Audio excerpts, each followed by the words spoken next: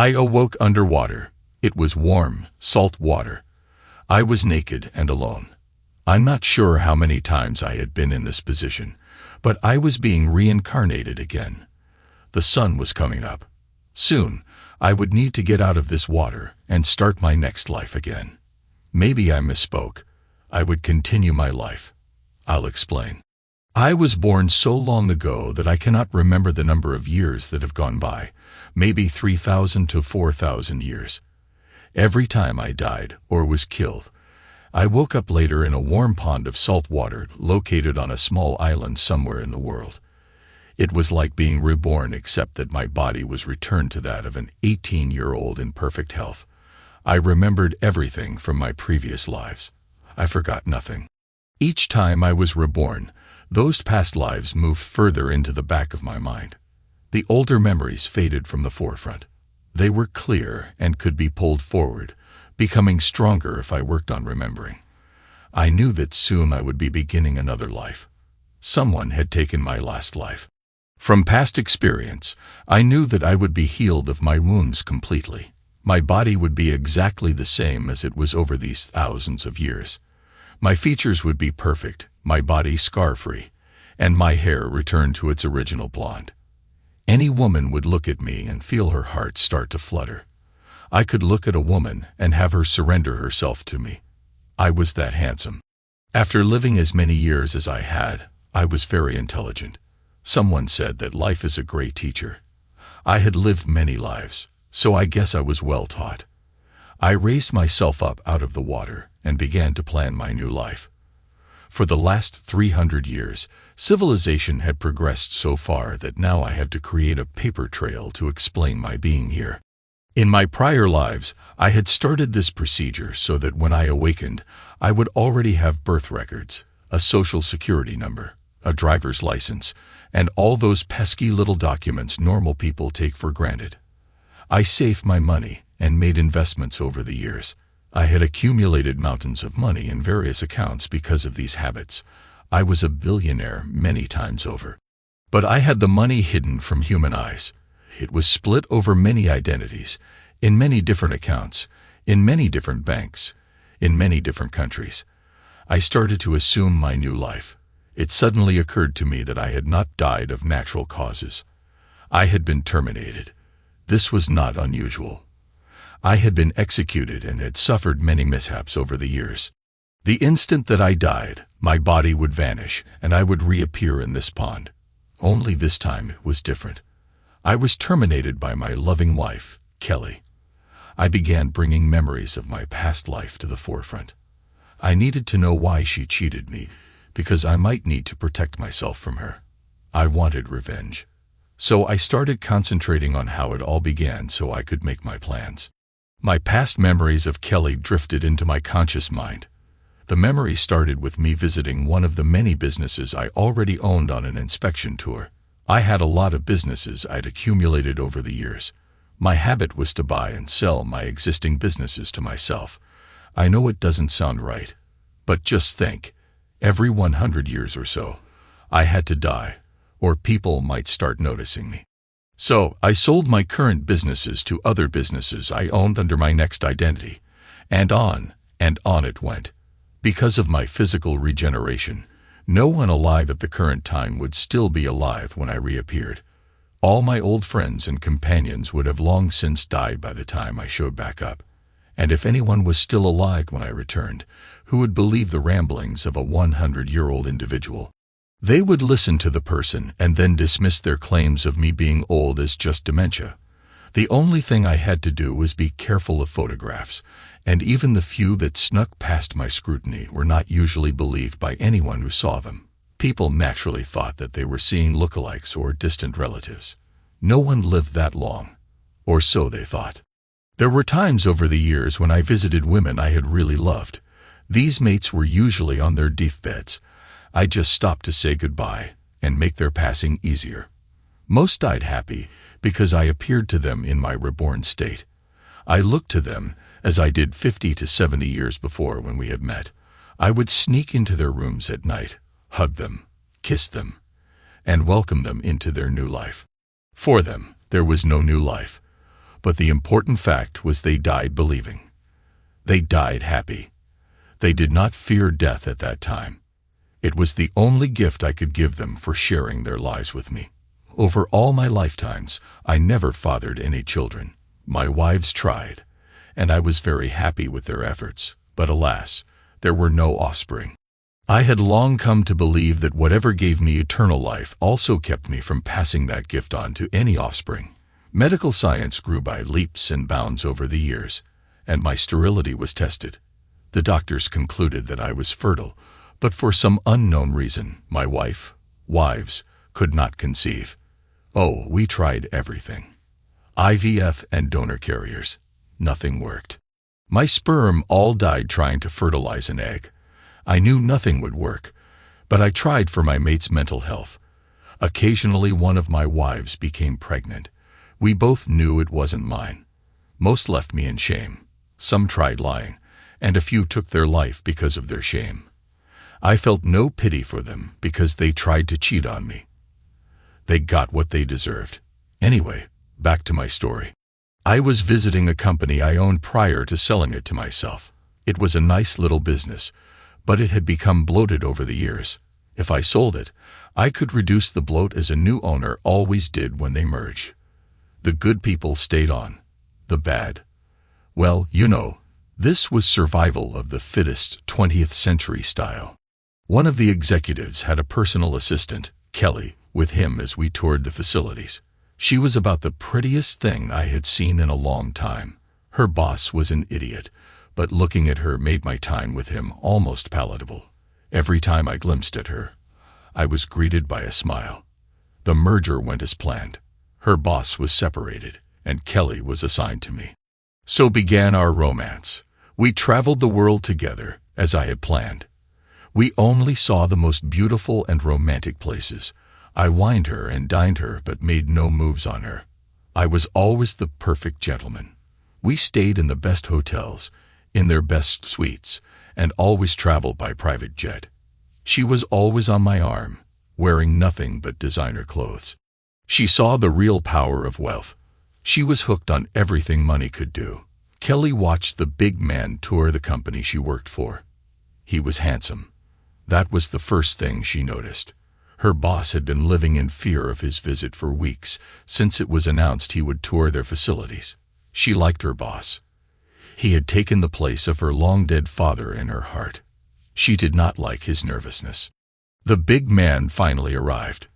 He was polite, projecting a very strong aura of power.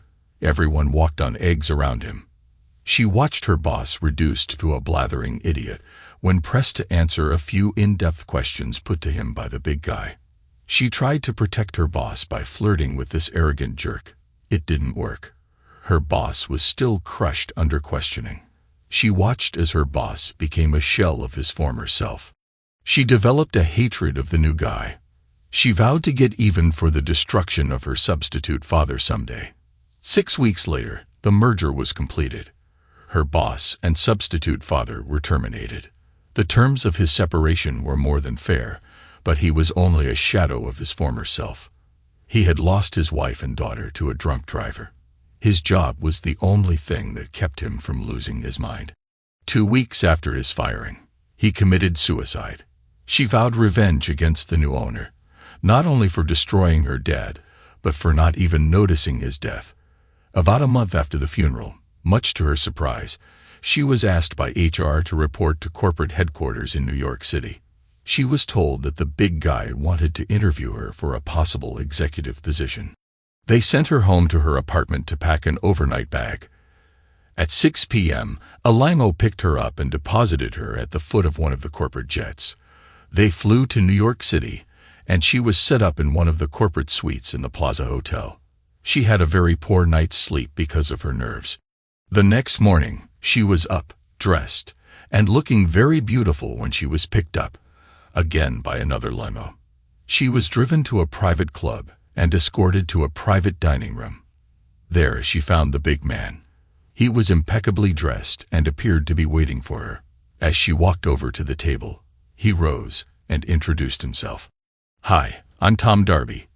Thank you for joining me for breakfast. May I call you Kelly? And please call me Tom. That's how her new life started. He invited her to accompany him on his business day. He had asked her to be his PA, but first wanted her to understand how much work it really entailed. By the time the day was over, she was hooked on the power and luxury the position afforded her. She accepted the job. It was every woman's dream job. Plus, it kept her close to him, so that she could plan her revenge. Kelly soon gave up her old apartment and moved into a suite in the hotel. A few days after moving in, a fashion consultant and personal shopper showed up at her door.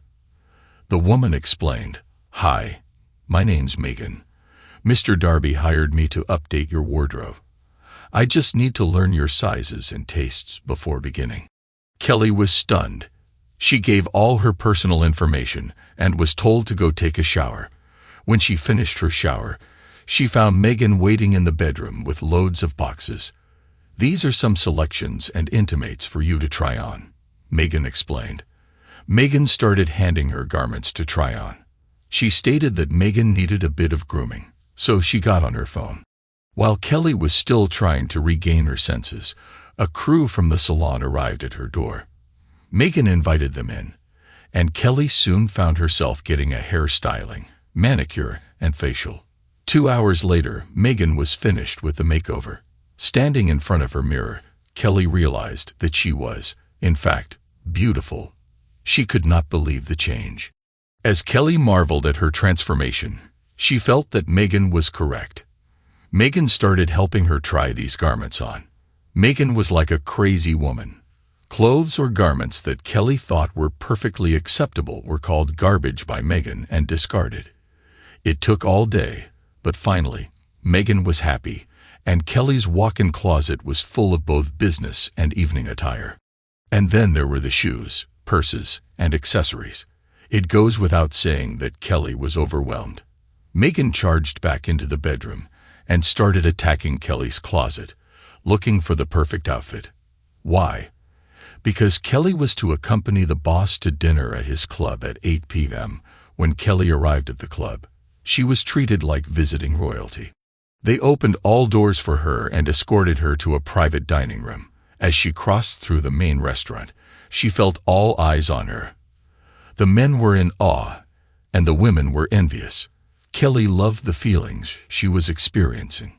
When they led her into the private dining room, she found Tom standing beside the table, waiting for her. He looked so handsome, perfectly groomed, and in his expensive tux. He was smiling at her. She felt her heart melt. He walked over, took her in his arms, and kissed her cheek. "You look beautiful tonight. Thank you for joining me for dinner." Kelly felt excited. "Damn, he's getting to me. This will make my revenge a little harder," she thought. They had a very enjoyable meal. When the limo arrived back at her hotel, he kissed her on the cheek and walked her to the doorman. As much as she wanted him to, he did not attempt to join her in her room. "Damn, I'll need a cold shower tonight for sure," she thought. Kelly found herself traveling with him to all the beautiful places. His businesses were varied and all over the world. Kelly found herself loving being with him. Wherever they went, he was always treated like a visiting god. And by association, so was she. Kelly had been his PA for about 6 months when she decided to move the relationship up a notch.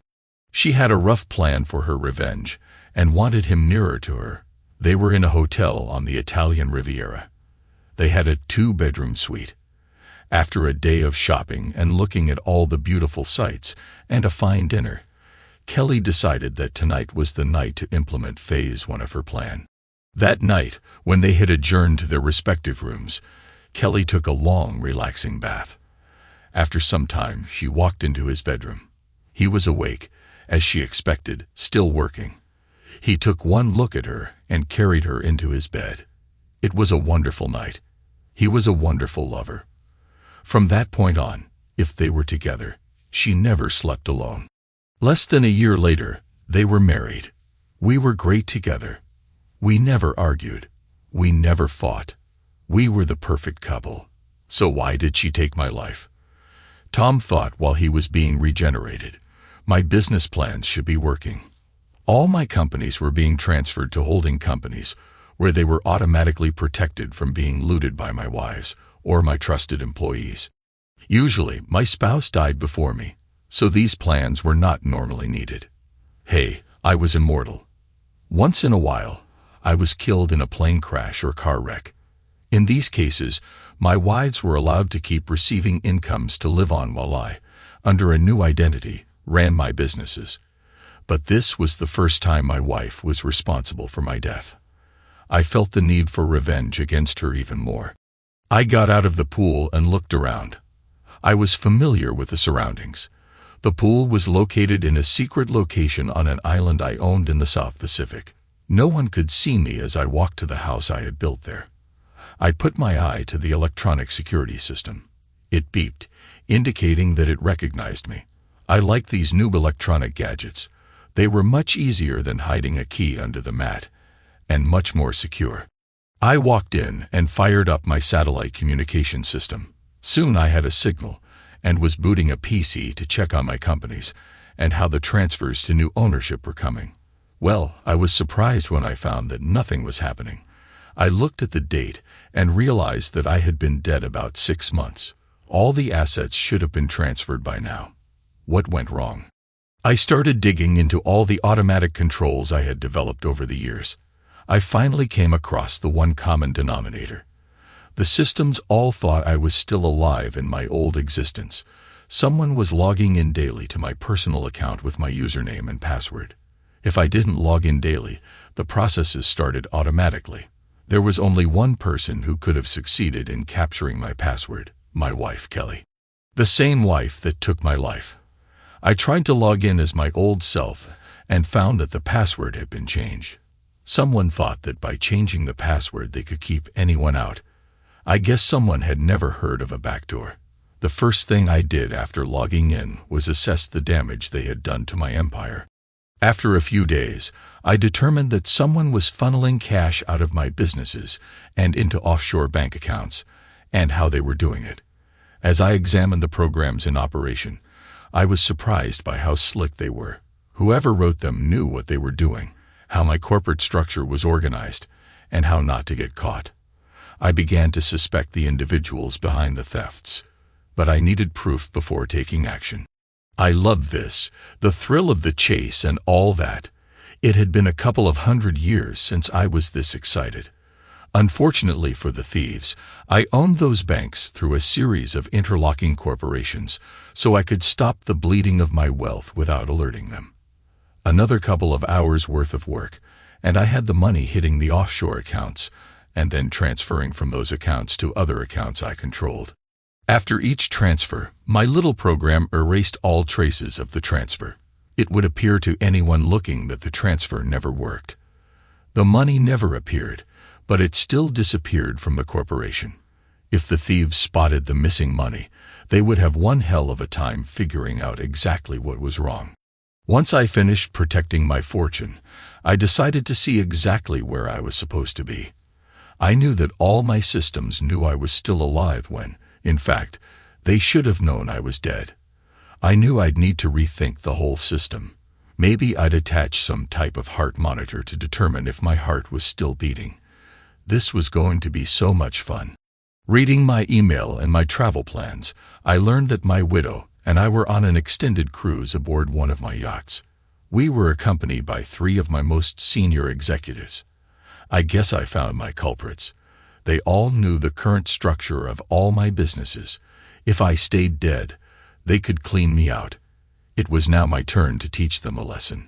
I spent the next 2 days instituting fail-safes so that no one could hack my systems until I figured out a better system. When I got done, it would appear that their plan was working, but in reality, it wasn't.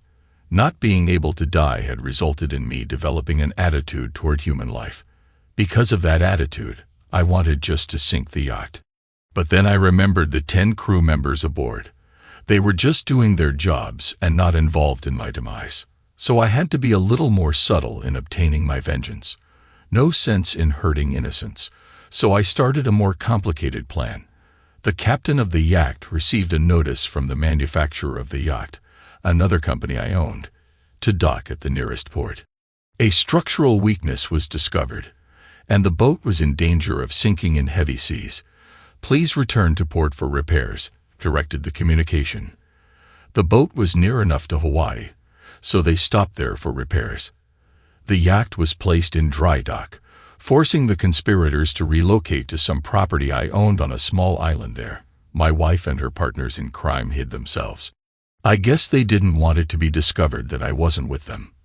There might be too many questions asked by authorities. As they ferried themselves away, I started executing my plans for them. Living as long as I had, I learned many tricks. In the Dark Ages, I was a mage. As the years progressed, I became a great archer, a swordsman. With the advent of gunpowder, I became a rifle and pistol expert. I trained in all the Oriental forms of martial arts. I had developed into a very formidable adversary. It was through my use of these skills I was going to extract my vengeance. The island I owned was very private. There were all sorts of electronic surveillance and armed guards designed to assure my privacy. But again, I developed the system, so I knew its weaknesses. Soon I was inside the compound and hiding in the underbrush. My 3 executives were all between 55 and 62 years old. They had led the good life, and they let their bodies slide into disrepair. My first target was one of the fatter ones. He was ripe for a heart attack, and I was going to help him have one. One of the nice things about being rich was having all the best toys. And boy, did I have them. As I watched my fat former friend to learn his habits, I remembered my holographic projector. It was state-of-the-art. It had 6 projectors that projected the image, a very high-quality image. The projectors were very small size-wise, but very powerful. I set them up around the lounge chair my fat friend favored for his evening cigar and cognac. This was going to be fun. The next night, I was waiting for him. He dropped in his chair and lit a cigar. I walked in front of the cameras and started talking. "Hello, Lloyd. I'm back." My fat friend Lloyd stared in wonder. When he last saw me, I was a 45-year-old guy with gray hair and age lines on my face. What he saw in front of him was a 20-year-old in perfect health with an evil smile. "It can't be. You're dead," he exclaimed. "Kelly told us she did it." "I know, Lloyd. That's why I came back to get all of you. I want you to join me in death." And I smiled my evilest grin. "Just let me touch you. That's all it will take. Just a brief moment of pain and it's all over. The only problem is that you won't be going to a nice place like I did. You'll be going to the hot place. I understand that there you'll feel pain forever."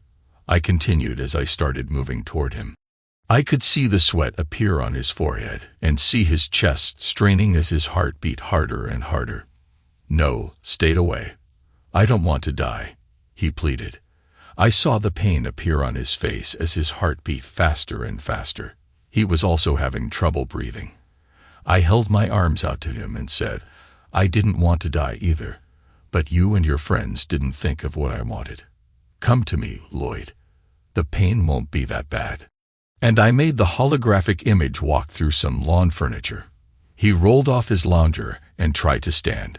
He grabbed his chest, obviously in pain, and collapsed on the lawn. I watched as his chest stopped moving and his eyes lost their luster and their life. I quickly grabbed up the equipment and disappeared into the dark. About an hour later, some of the servants came looking for Lloyd. They tried to resuscitate him, but it was too late.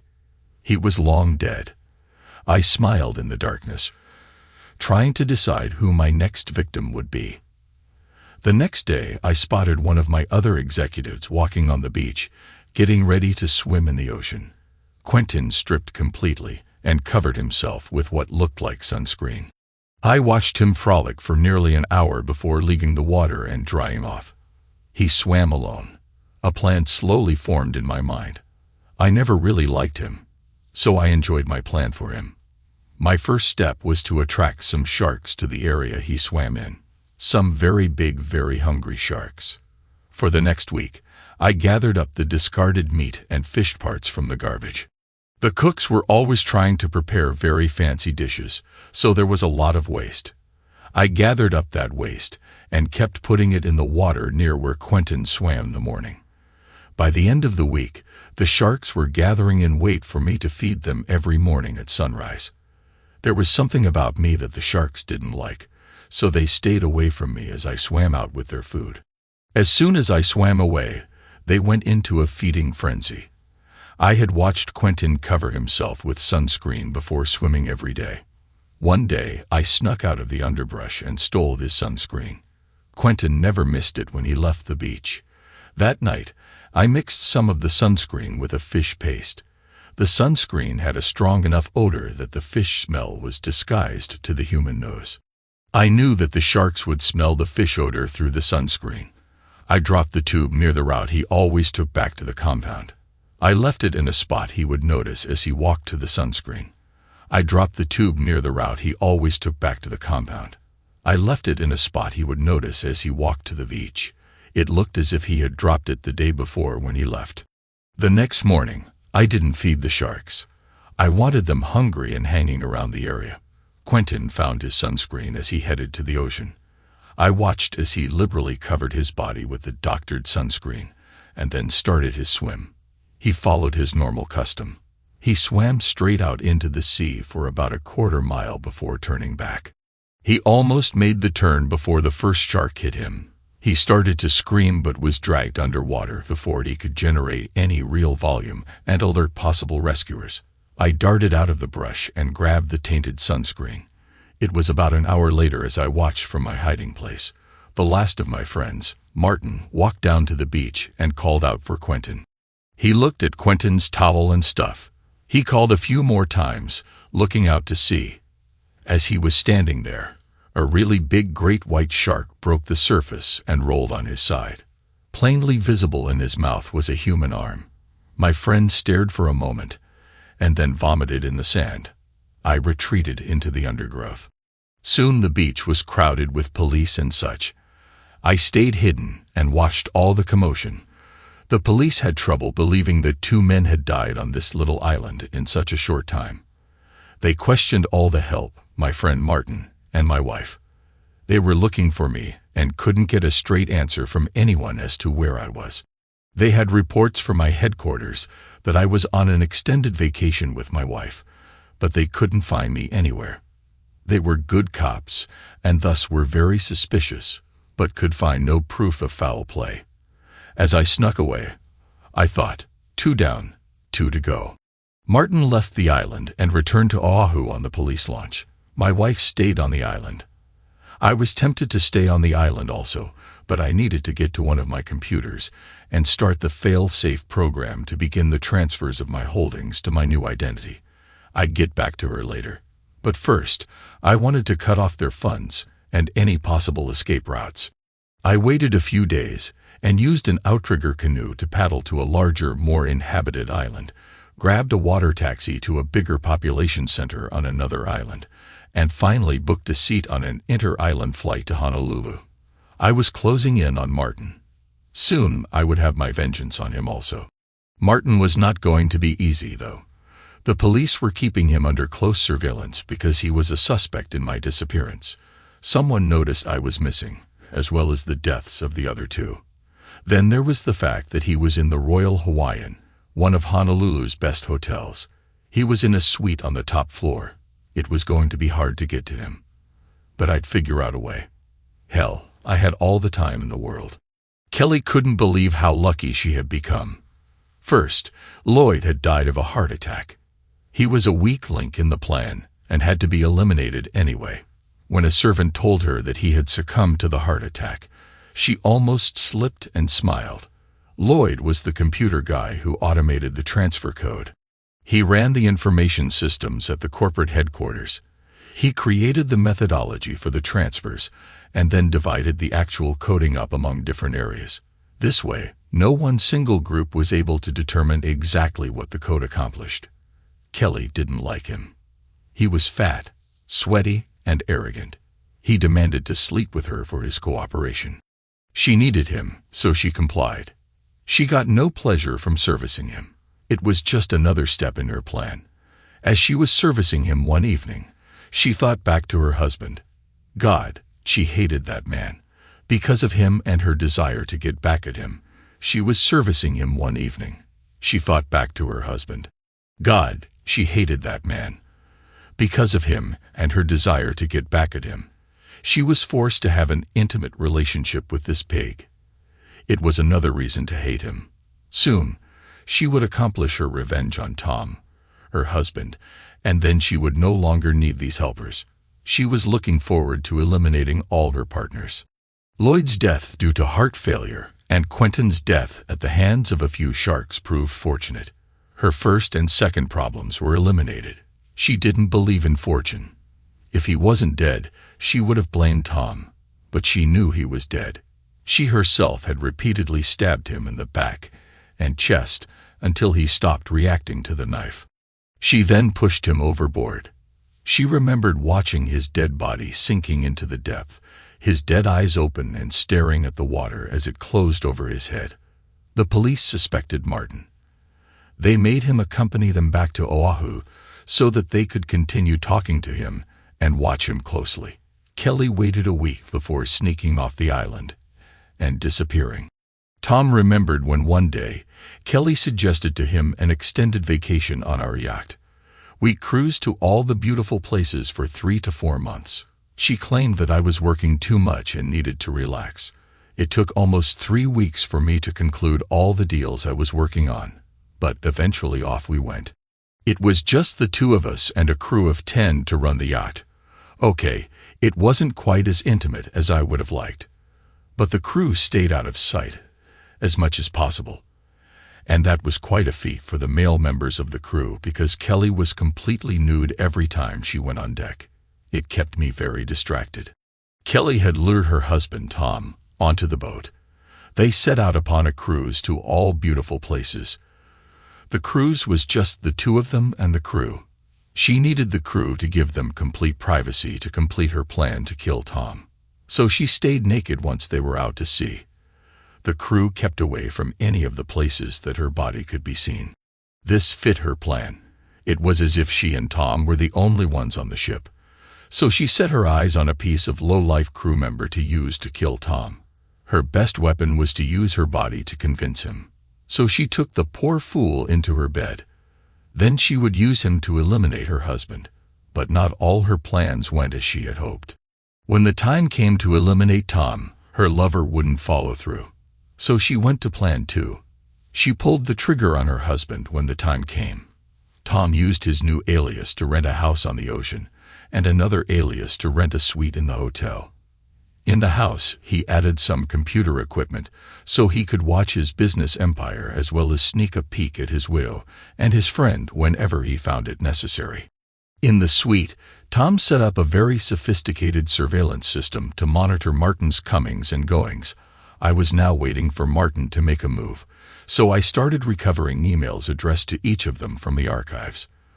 Waiting for Martin to make his next move, I had time. So I read all the emails.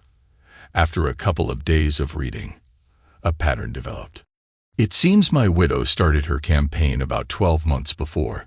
She began by luring Martin into her grips. Martin was my most senior executive, and because of that position, he ruled my empire.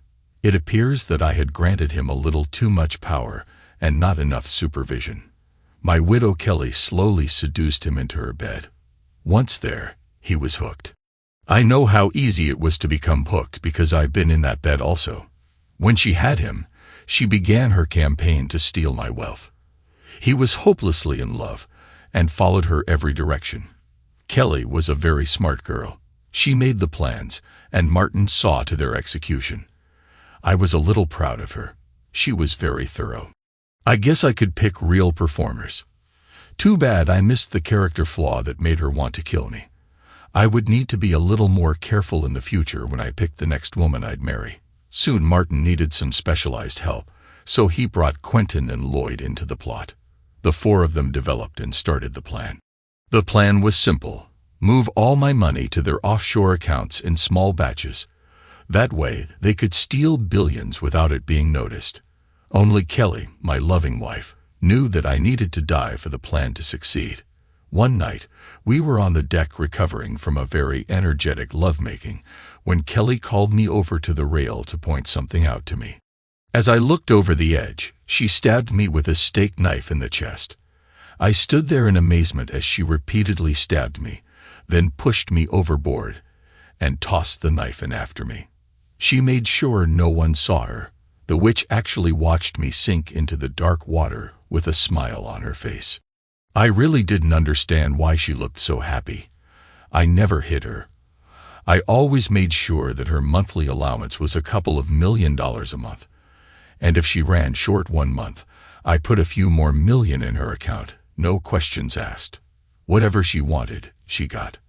As I sank into the depths, I thought, the witch has tried to kill me. I wonder why. The next morning, she emailed Martin just 2 little words, "It's done." He arranged for Lloyd and Quentin to join him as he flew out to the yacht. As the Brits say, the game was afoot. They started the money transfers.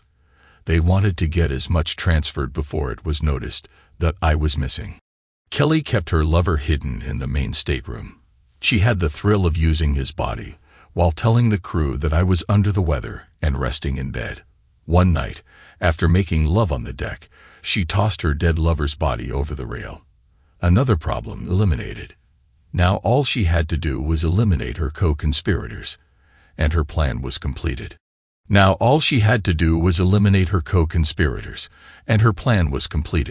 She had made her plans for their deaths, but right now she needed them for a bit longer. But as soon as their parts in the plans were completed, they were gone, along with most of the crew.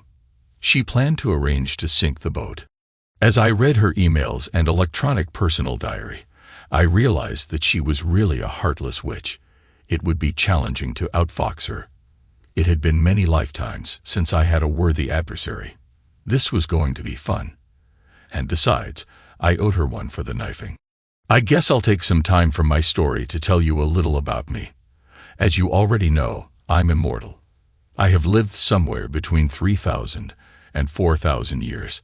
I am 6 feet tall and weigh about 215 pounds. My body is hard from exercise and looks as if I'm carved out of stone. My hair is a dirty blonde. My eyes, well, let me explain. My eyes are a little strange. They are green. No big deal. But the pupils are where they differ from normal human eyes. If you look closely into my eyes, you will notice that my pupils are elongated slightly. My pupils look more like a reptile than a human. They are not perfectly round. Over the thousands of years, I learned to keep my eyelids slightly closed, hiding the deformity. Once civilization progressed far enough, I started having contacts specially made to hide the deformity so that my pupils looked round, just like everyone else. Because of my eyes, I knew I wasn't a member of the human race. I could never have a family or children. I had to hide my differences, so I was destined to be alone, forever. In my early years, human hunters killed me because my eyes were different from theirs. That's why I learned to hide my differences. I don't know why, but my night vision is perfect. I can see as well in complete darkness as I can in bright sunshine. And for some reason, my sense of smell is like a bloodhound's. It's funny, but for all my differences, animals like me. Dogs, upon seeing me, start wagging their tails. Cats are my friends, and all other forms of wildlife greet me. I have no idea why this occurs, but it can be handy. It's funny, but no animal will attack me. Oh yeah, one more thing. I'm strong. Unhumanly strong. Well, maybe not as strong as Superman, but I'm no chicken either. A couple of months have gone by, and Martin must have started feeling confident. He started appearing in public. First, it was just a walk on the beach, and then it moved up to lunch at various restaurants on the boulevard, and finally nightclubbing. I was watching him, waiting for a pattern to develop in his movements. As soon as I spotted a pattern, I'd make my move. One day, one of the alarms I had put on the offshore accounts went off. Someone was trying to withdraw funds from that account. Soon, alarms were going off on all the offshore accounts Martin and Kelly had created. Soon, The banks were getting phone calls from a very worried Martin. Soon, he realized that the accounts were empty. So did the hotel, and he was soon out on the street. I followed him around Honolulu, watching and waiting for him to stop someplace. I noticed him talking very hastily on his cell phone. Since I wasn't on my PC, I couldn't be sure, but I'll bet he was telling Kelly her plans went belly up, and all the money was gone. Boy, I wish I could have heard that conversation. Once he hung up, Martin started walking toward Diamond Head. I followed. He spent the next hour climbing to the top. He waited until the tourists had all left before climbing over the railing. He just stood there as if he couldn't make up his mind whether or not to jump, so I helped him decide. I said, "Hello, Martin. Want me to help?" Martin turned at the familiar voice. He saw me. "No, you're supposed to be dead." He screamed and started backing up. He reached the edge and fell. I listened to him scream all the way down. 3 down and 1 to go, I thought. By the time I was able to return to my island, Kelly had dropped right out of sight. There was no sign of her. I started hunting her down again. Days turned into weeks, weeks into months, and finally, after about 2 years, I was almost ready to give up. I was enjoying the weather in Cancun. I'd been here about a month, and was contemplating where my next stop would be in my effort to find Kelly. I was walking along the beach when I saw her. No, it wasn't Kelly, but a woman who really grabbed my attention. She was beautiful, and she was smiling directly at me. Now, I'm not usually affected by beautiful women, but this one was different. I haven't been attracted like that to human women in hundreds of years, but I was to this one. She walked right up to me and said, "Hi, I'm Adraste.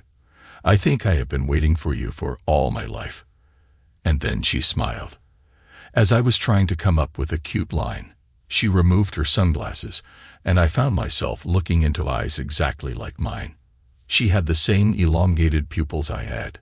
She dropped her sunglasses back over her face. "I've always known you were here," she told me. "I've been looking for you for thousands of years. Shall we see if we are destined to be mates?" I smiled and said, "Hi, I'm Gary this time. And you have a great idea." We walked along the beach until we found a coffee shop to rest and get acquainted. We drank coffee until we thought our bladders would explode. The longer we talked, the fonder I grew of her. She talked about her existence. She reached womanhood about 500 years ago. At that time, she started sensing my presence. She did not know who I was or how to find me, but she knew I was destined to be her mate. As time passed, she tried to find me, only appearing where I was after I had already left. 2 weeks ago, she felt my presence in Mexico. She was in Oregon.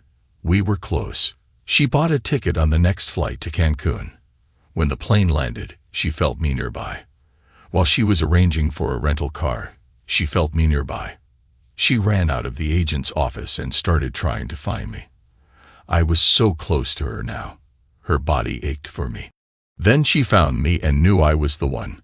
As I sat with her talking, I noticed a very pleasing aroma emanating from her, but I didn't recognize the perfume.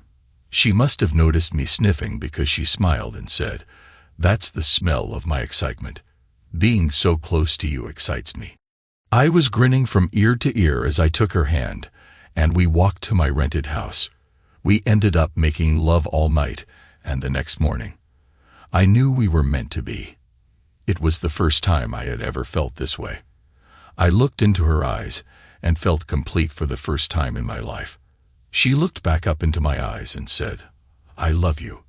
Our baby will be a perfect little girl. When we are ready, I'll give you the best baby in the world." I agreed. "You already have," she answered. I looked at her with questioning eyes. We women know when we are with child. Later that afternoon, we got up, showered, and ate. We couldn't keep our hands off each other. We went for a walk, holding hands the entire time. As far as we were concerned, we were the only 2 people on Earth. Come to think of it, we were the only 2 people on Earth of our kind. Over the next few months, we got closer than I had ever been with another person in all my lives. It was as if we were meant for each other. Her stomach started showing the baby. We were sitting together on the couch one evening when she said, "I just felt her kick. Put your hand here." I gave her a funny look as she said, "Her. Mothers know the gender of our children," was the reply I got. I put my hand on Adrasta's belly, and for the first time felt my daughter move. I know I said daughter, but I know better than to question my Adrasta. One night, after making love, I told Adrasta all about Kelly. I explained about our marriage and her deceit, how she tried to kill me, how she tried to steal my wealth, how she planned to eliminate her partners and keep everything for herself, how much I hated her and wished for vengeance. Later that month, Adrasta asked me, "Do you still want to find Kelly?" I nodded. "I feel her nearby. Let's go hunting." I nodded. "I feel her nearby. Let's go hunting." She replied with a big smile. I still owe her for trying to kill my man. I think she should suffer. I glanced over at Adrasta and knew she meant exactly what she said. I made a note never to get this woman mad at me. Adrasta and I returned home and sat by a globe in my study. She started rotating the globe with one finger, tracing its turning. She suddenly stopped the globe at Greece. She looked at me. She's living on a small island near Crete. 3 days later, we were on a plane heading to the Mediterranean. We traveled by train to Crete. There, we set up a love nest in a small villa. We started renting sailboats and cruising the islands. On the 3rd day, Adrasta grabbed my hand and pointed at a small island. "She's there, but I also sense a small presence with her. I think she has had a child." Then she looked at me. "You can't hurt her child. I won't allow it. He did nothing to harm you. And besides, we are going to deprive him of a mother," was her response. I knew better than to argue, so I just nodded my agreement. We spent the rest of the week investigating the island. It was only about 5 miles square and roughly round in shape. It was very rocky and only suited to raising goats and olives. There were some vacation villas on the seaward side of the island. Kelly was living in one of the smaller ones, facing the west. We quietly rented a villa as far east as possible. We started our plan to make Adrasta friends with her. Adrasta would not let me near her. Kelly would recognize me and flee again. I was not to be recognized by Kelly until it was time for our vengeance. It was easy for Adrasta to make friends with Kelly. All women form a bond with pregnant women. Adrasta used these natural instincts to make friends with Kelly. After about a week, the two of them were going everywhere together. Adrasta told Kelly that her husband, me, was still working, and it would be a couple of weeks before I arrived. So I had to stay hidden in the villa where I could not be seen. I was bored during the days without my Adrasta, but Adrasta made me forget that boredom at night. So I was a very happy guy. One night, Adrasta and I were recovering after lovemaking, when she said, "I think we're ready to get even. Then we'll let her suffer a few weeks and execute our final vengeance." After a week, we started phase 2 of the plan we had devised for Kelly. One evening at dusk, Kelly found herself on a bluff overlooking the sea. She stood there watching the water when a little voice in her head told her to strip. She did, not really realizing what was happening. I stepped out of the shadows and said, "Hi, Kelly, remember me? You killed me with a knife." And then I showed her my eyes for the first time. Her eyes widened into large saucers. Her hands went over her mouth to stifle a scream. She started backing up. She backed up to the edge of the cliff, and I thought she was going to fall. But instead, she turned and ran, screaming back toward the village. I could have easily caught her, but I was having too much fun tormenting her. The locals saw her running naked through the village, screaming that she had seen a monster on the cliff. She was placed in the hospital, and because of her ramblings, found not to be of sound mind. She was placed in a mental institution. I visited her a few nights. By the time I was done, her mind was completely gone, or at least that's what the doctors thought. She kept screaming that she saw a dead man, and that I wasn't human. There was nothing wrong with Kelly's mind. I wanted her to know that I was alive, and still out there waiting for her. Her behavior was noted by the staff, and they thought her illness was getting worse. Kelly's son was put up for adoption by the authorities because they felt that Kelly would never regain her mind. Adraste, and I adopted him. We felt he should not suffer for his mother's crimes. We would raise him as if he were our own son. Adraste and I quietly sailed away from the island. For some reason, Adraste wanted to stay on my island in the South Pacific, the one I was constantly reborn on over these many centuries. She wanted our baby born there. One night, we made love in our bed for hours, and I dropped off to sleep. Sometime during the night, I felt my wife start to get up. I started to stop her when she said, "I'll be right back." I was so exhausted that I fell right back to sleep. The next time I awakened, she was next to me in bed. I started to hug her, but she grabbed my arm. "Be careful, you'll hurt her." It took a second for her comment to sink into my foggy brain. I sat up in bed and looked at my Adraste. She had a small child getting fed by her. Our daughter, Elle, had been born. I carefully kissed my Adraste as she tried to show me our child. I looked at the baby lying on her chest. She was about half the size of a human baby. I must have shown some form of concern, but Adraste just smiled. "She's the correct size. Our children are born smaller so that the mother feels no pain." "But you're 2 months early," I exclaimed. Again the smile. "No, that's the normal time for us. And there's one more thing I need to show you." She unwrapped the blankets from around our daughter. Then I saw it. Our daughter had a small tail. It was sort of cute for a tail, that is. It will disappear before she is 1 year old, I was told. I touched it, and it wrapped around my finger. I felt a strange tingling in my hand.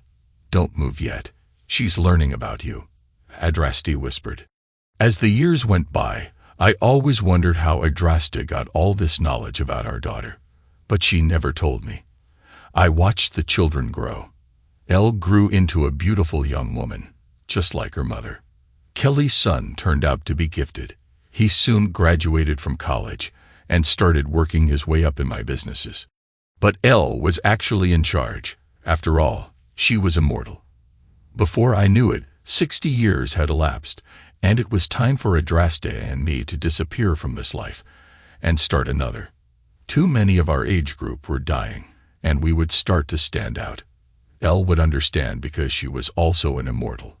Our son and his family were normal. They would grieve for us and mourn our loss. For them, I felt sad. One night, as I brought up my plans for our future, Adraste interrupted me. "I sense another like us on this planet. He is a male, and Elle will find him someday. They will be a pair." "So," I replied. "So don't you know that there is only one pair like us allotted per planet?